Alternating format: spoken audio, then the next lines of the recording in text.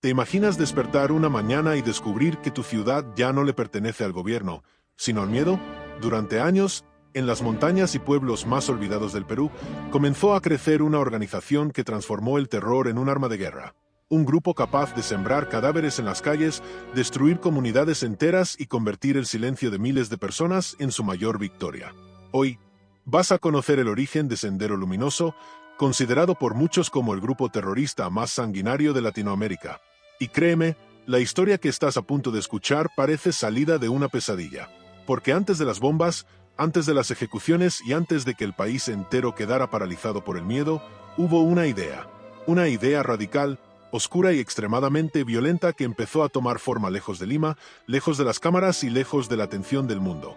Todo comenzó en el Perú de los años 60 y 70, un país marcado por la pobreza extrema, las diferencias sociales y el abandono de miles de comunidades rurales. Mientras las grandes ciudades intentaban modernizarse, en las zonas andinas la realidad era completamente distinta. Hambre, falta de educación, caminos destruidos y un estado prácticamente inexistente. Muchas personas sentían que habían sido olvidadas.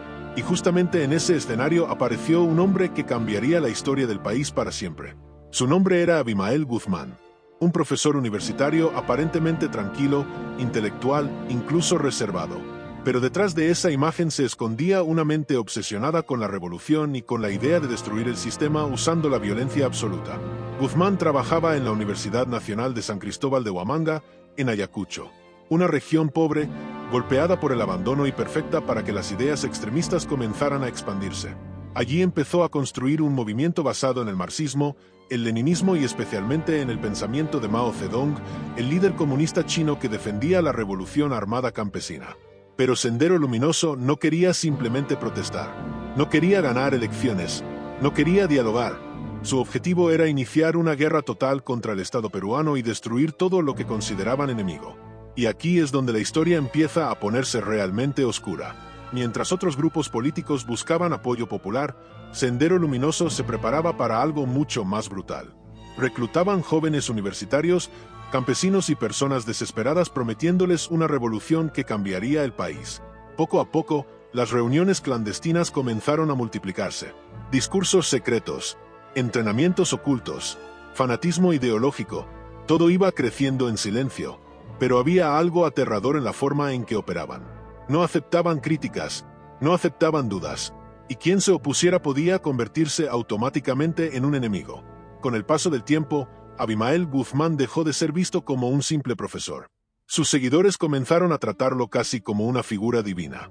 Lo llamaban Presidente Gonzalo y repetían sus ideas como si fueran órdenes sagradas. El culto a su personalidad empezó a crecer de una manera inquietante. Y entonces llegó el momento que cambiaría la historia del Perú para siempre. Era mayo de 1980. El país estaba celebrando el regreso de las elecciones democráticas después de años de gobierno militar. Mientras millones de personas votaban con esperanza, Sendero Luminoso tomó una decisión escalofriante. Esa misma noche iniciaron oficialmente su guerra.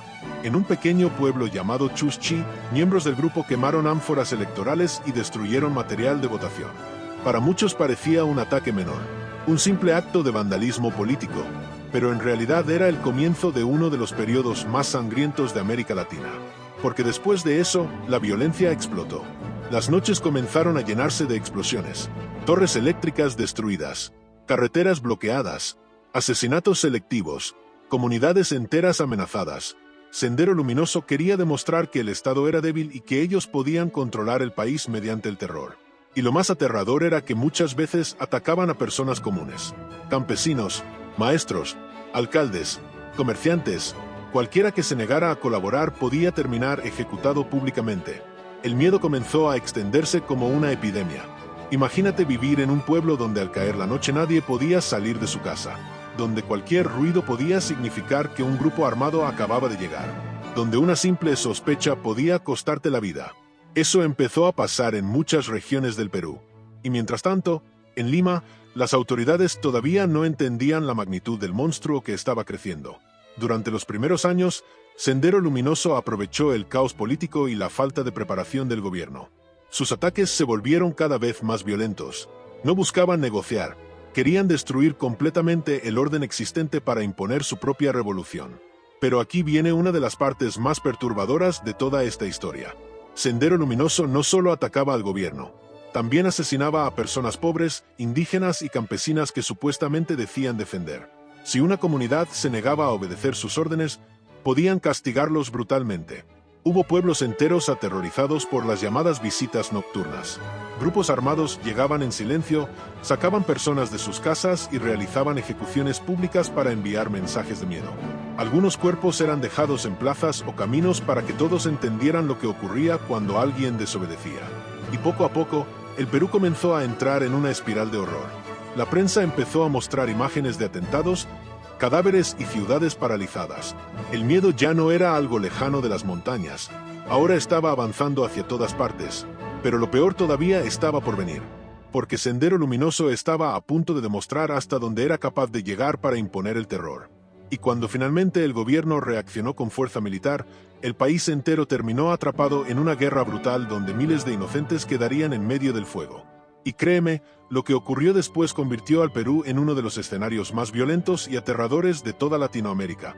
La guerra ya había comenzado y el Perú empezaba a hundirse en una pesadilla que parecía no tener final. Sendero Luminoso dejó de ser un pequeño grupo radical escondido en las montañas. Ahora era una organización terrorista que avanzaba sembrando miedo en cada lugar que tocaba. Los ataques se volvieron más brutales. Dinamita en edificios públicos, asesinatos frente a comunidades enteras, cortes de electricidad que dejaban ciudades completas en oscuridad total. Cada explosión era un mensaje, cada cadáver era una advertencia. Y mientras el terror aumentaba, miles de personas comenzaron a vivir atrapadas entre dos fuegos. Por un lado estaba Sendero Luminoso, por el otro, las fuerzas militares enviadas para detenerlos. El problema era que muchas veces nadie sabía en quién confiar. En varios pueblos, los militares sospechaban de todos. Bastaba una acusación o un rumor para terminar detenido, torturado o desaparecido. El miedo ya no venía solo de los terroristas, también del caos absoluto que se estaba apoderando del país. Pero Sendero Luminoso quería ir todavía más lejos. Sus líderes estaban convencidos de que el terror era necesario para destruir el sistema. Por eso comenzaron a ejecutar castigos públicos cada vez más salvajes. Personas colgadas en plazas, cuerpos abandonados en caminos, mensajes escritos con sangre. Querían que el miedo controlara cada rincón del Perú. Y lo peor era que funcionaba. Muchas comunidades obedecían simplemente para sobrevivir. A medida que los años avanzaban, Sendero Luminoso se convirtió en una máquina de violencia. El grupo empezó a controlar zonas enteras del país y su presencia se sentía especialmente en regiones alejadas donde el Estado casi no existía. Las noches eran aterradoras, disparos en la oscuridad, casas incendiadas, personas secuestradas delante de sus familias. Nadie sabía quién sería el siguiente. El terror psicológico era tan fuerte que muchos preferían guardar silencio antes que arriesgar su vida. Pero hubo un momento que cambió todo. Sendero Luminoso decidió llevar el miedo directamente a Lima, la capital del Perú.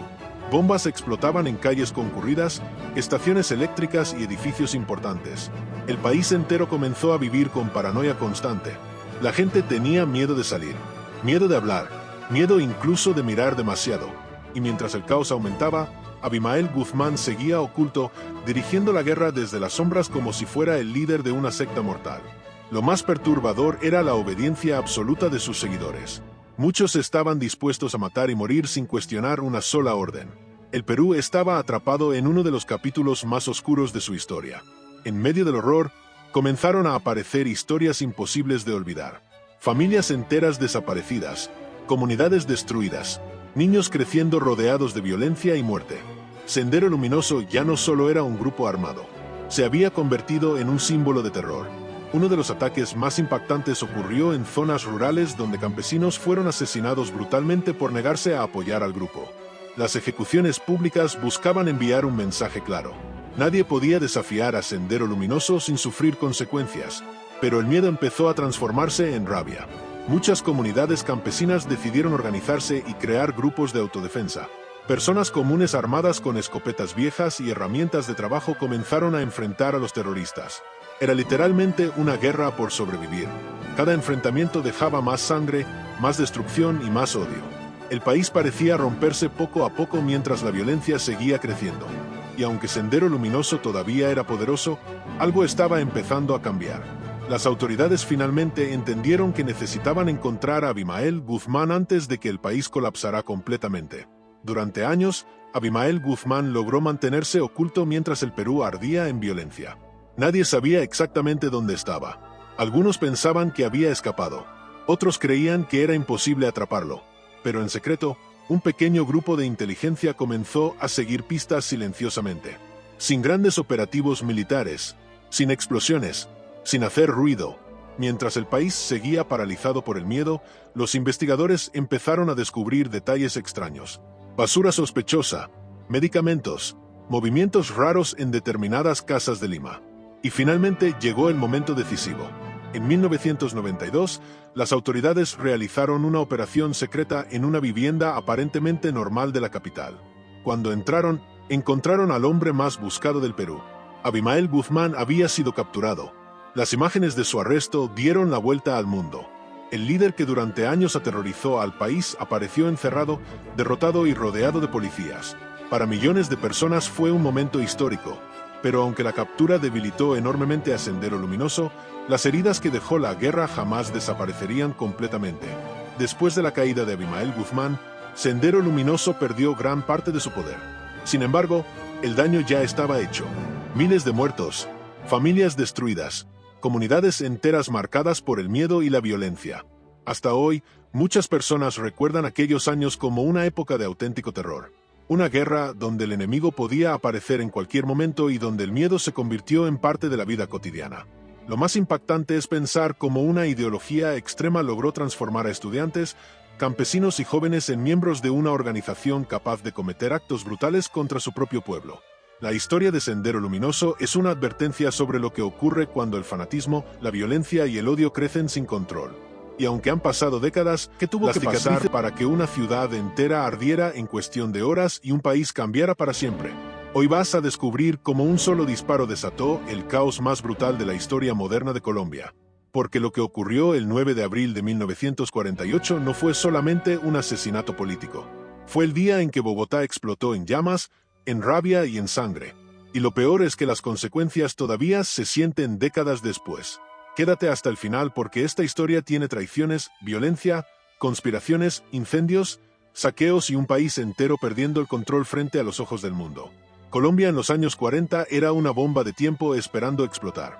Las tensiones políticas entre liberales y conservadores estaban destruyendo poco a poco la estabilidad del país.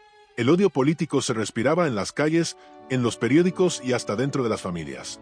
La violencia entre ambos bandos crecía cada día y miles de personas vivían con miedo constante. Pero en medio de todo ese caos apareció un hombre que parecía capaz de cambiar el destino de Colombia. Un político carismático, apasionado y extremadamente popular llamado Jorge Eliezer Gaitán. Gaitán no era un político cualquiera. Era diferente. Hablaba como el pueblo, caminaba entre la gente pobre y prometía acabar con las injusticias que tenían cansados a millones de colombianos. Mientras otros políticos hablaban desde oficinas elegantes, él llenaba plazas enteras con discursos cargados de emoción y rabia social. Su popularidad era gigantesca. Mucha gente lo veía como el futuro presidente de Colombia y como el hombre que podía cambiar el rumbo del país para siempre. Pero mientras el pueblo lo amaba, sus enemigos políticos comenzaban a temerlo cada vez más. Gaitán representaba una amenaza enorme para las élites tradicionales. Cada discurso suyo aumentaba la tensión nacional. Cada aparición pública movía multitudes. Y poco a poco Colombia comenzó a dividirse aún más. Algunos lo veían como un salvador. Otros como un peligroso agitador capaz de incendiar el país. Y entonces llegó el día que lo cambió todo. Era viernes 9 de abril de 1948. Bogotá estaba llena de movimiento porque además de toda la tensión política, la ciudad recibía importantes delegaciones internacionales. Nadie imaginaba que en cuestión de minutos las calles se convertirían en un infierno absoluto. Gaitán salió de su oficina cerca del mediodía. Caminaba tranquilamente rodeado de algunas personas cuando de repente sonaron varios disparos. El líder político cayó al suelo gravemente herido mientras el pánico explotaba alrededor. La noticia comenzó a correr como fuego. Jorge Eliezer Gaitán había sido atacado. La multitud perdió el control casi inmediatamente. La gente gritaba desesperada. Algunos lloraban. Otros corrían buscando al responsable. Y en medio de toda la confusión apareció el nombre de Juan Roa Sierra, señalado como el asesino. Pero lo que ocurrió después fue una escena brutal. Una multitud furiosa atrapó a Roa Sierra y lo linchó salvajemente en plena calle. La rabia colectiva era tan extrema que prácticamente destruyeron su cuerpo mientras miles de personas observaban completamente fuera de control. Y aquí empieza una de las mayores preguntas de la historia colombiana. ¿Realmente actuó solo? ¿O detrás del asesinato existía una conspiración mucho más grande? Hasta hoy siguen existiendo dudas, teorías y sospechas sobre quién estuvo realmente detrás de la muerte de Gaitán. Pero mientras esas preguntas crecían, Bogotá ya estaba entrando en el caos absoluto. La noticia del asesinato se expandió por toda la ciudad en cuestión de minutos. La furia popular explotó de una manera imposible de detener. Las calles comenzaron a llenarse de personas armadas con palos, piedras, machetes y cualquier objeto que encontraran. La policía perdió el control rápidamente. El gobierno parecía paralizado, y Bogotá comenzó literalmente a arder. Los edificios fueron atacados, las tiendas saqueadas, los tranvías incendiados. El humo empezó a cubrir el cielo mientras las llamas consumían partes enteras de la ciudad. El sonido de disparos, gritos y explosiones se escuchaba por todos lados. Era como si Colombia estuviera entrando en una guerra civil en tiempo real. Y hay algo impresionante de este momento histórico. Todo ocurrió en cuestión de horas. Una ciudad completa pasó de la normalidad al apocalipsis urbano en un solo día. Miles de personas salieron a las calles consumidas por la rabia. Muchos sentían que habían asesinado la última esperanza del pueblo colombiano. Otros simplemente aprovecharon el caos para destruir y saquear. Nadie sabía exactamente quién tenía el control, porque la realidad era aterradora. Nadie controlaba nada. Las estaciones de radio comenzaron a lanzar mensajes incendiarios. Algunas personas llamaban directamente a la revolución. El ambiente se volvió todavía más peligroso. La violencia se expandía calle por calle mientras Bogotá se convertía en un escenario de guerra. Imagínate estar ahí, ver edificios históricos envueltos en fuego, escuchar disparos cada pocos segundos, sentir que la ciudad completa está colapsando delante de tus ojos. Eso fue exactamente lo que vivieron miles de personas durante el Bogotazo. Y lo más impactante es que el caos no se limitó solamente a Bogotá. La violencia comenzó a extenderse hacia otras regiones del país. Colombia estaba entrando en una etapa oscurísima que después sería conocida simplemente como la violencia. Un periodo marcado por asesinatos políticos, persecuciones, masacres y enfrentamientos brutales que dejarían cientos de miles de muertos en las siguientes décadas. El asesinato de Gaitán fue como encender una chispa sobre un barril de pólvora que llevaba años acumulándose. Muchos historiadores consideran que ese día cambió completamente la historia de Colombia, porque después del Bogotazo el país nunca volvió a ser el mismo. La desconfianza política aumentó. El odio entre partidos se volvió todavía más extremo. Y la violencia comenzó a formar parte de la vida cotidiana de millones de colombianos. Pero aquí viene otra pregunta importante. ¿Se pudo evitar esta tragedia? ¿O Colombia estaba destinada a explotar tarde o temprano? Porque cuando uno analiza todo lo que estaba ocurriendo en aquella época, entiende que el asesinato de Gaitán no apareció de la nada. Había pobreza, corrupción, desigualdad social, enfrentamientos políticos y una población completamente cansada de los abusos del poder. El país llevaba años acumulando tensión. El Bogotazo simplemente fue el momento en que todo terminó explotando de la peor manera posible. Y mientras Bogotá seguía ardiendo, el mundo observaba sorprendido cómo una de las ciudades más importantes de América Latina se convertía en un escenario de destrucción total. Mientras Bogotá ardía, el gobierno colombiano estaba completamente desbordado. Las autoridades no podían controlar las calles y la violencia aumentaba minuto a minuto. Los incendios consumían edificios históricos, negocios enteros eran saqueados y miles de personas corrían desesperadas tratando de sobrevivir al caos. El sonido de disparos, gritos y explosiones convertía a la capital en una auténtica zona de guerra. Lo más impactante era que nadie sabía realmente qué iba a pasar después. Había rumores de revolución, rumores de golpe de Estado y rumores de que el país estaba a punto de colapsar completamente. Muchas personas comenzaron a armarse por miedo. Otras aprovecharon el caos para atacar a sus enemigos políticos. La ciudad se había convertido en un lugar dominado por la rabia y el miedo. Y aquí aparece algo impresionante. Las emisoras de radio tuvieron un papel gigantesco en el Bogotazo. Algunas comenzaron a lanzar mensajes incendiarios que aumentaban todavía más la tensión.